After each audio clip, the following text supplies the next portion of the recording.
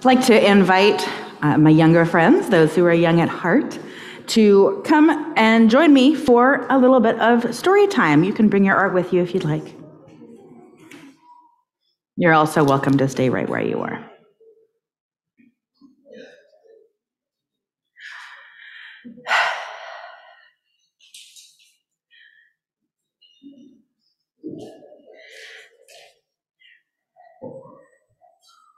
There's a lot of color up here today, isn't there? It's a little bit different from other days.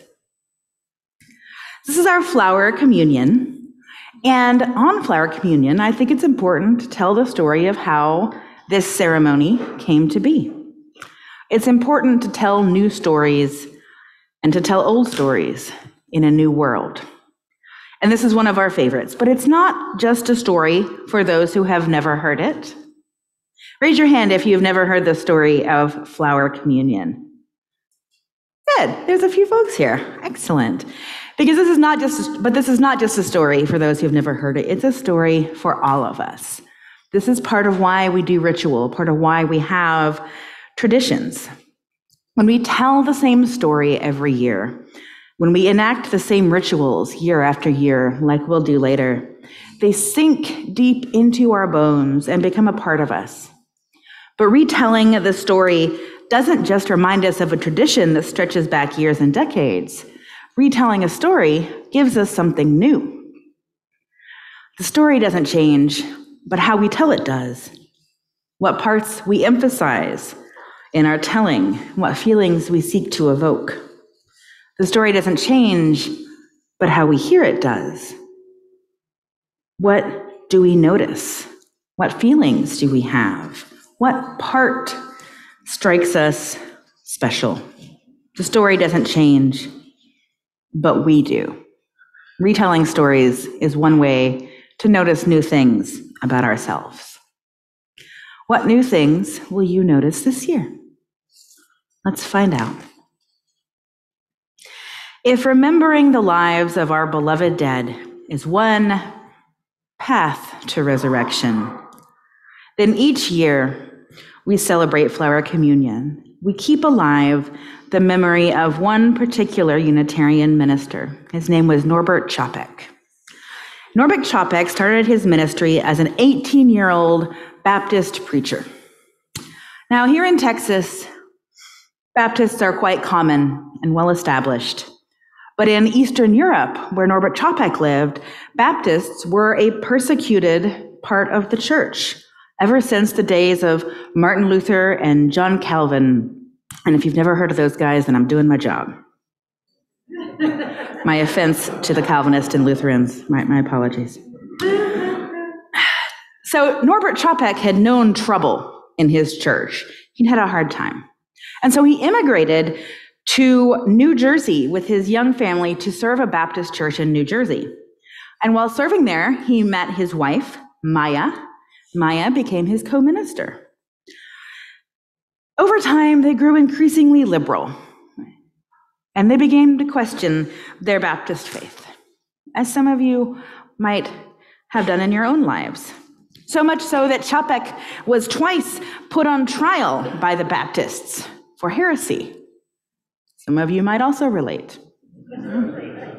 It was in New Jersey that Norbert and Maya discovered Unitarianism, which would become their spiritual home.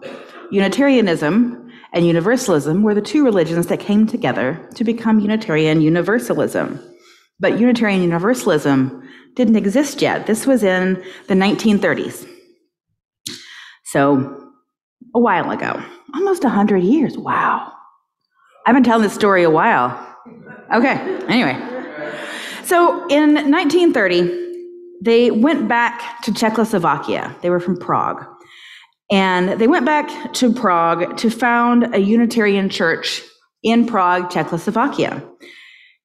And within 20 years of its founding, it was the largest Unitarian congregation in the world with over 3,000 members.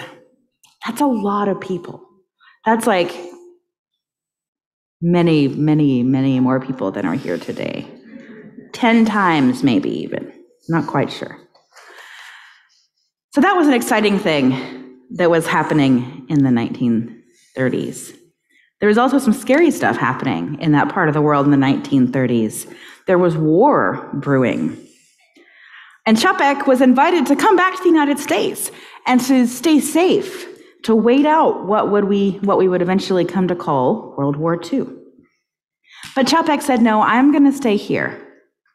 And he sent his wife Maya back to the States in 1939 to help raise money and support for the cause of helping get people out of the path of war who were going to be persecuted if they were caught by the Germans in Europe.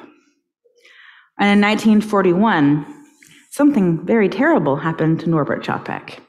He was one of the people who was caught in the path of the Nazis across Europe.